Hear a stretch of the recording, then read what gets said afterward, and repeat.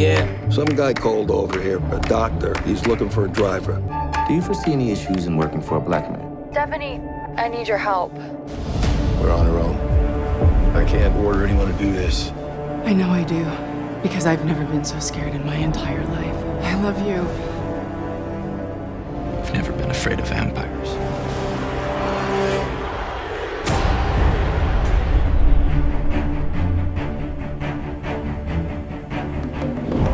The champ is here! The champ is here!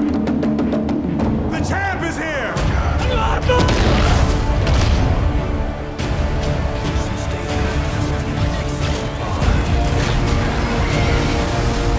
It's infecting the others. I believe I've just shot John.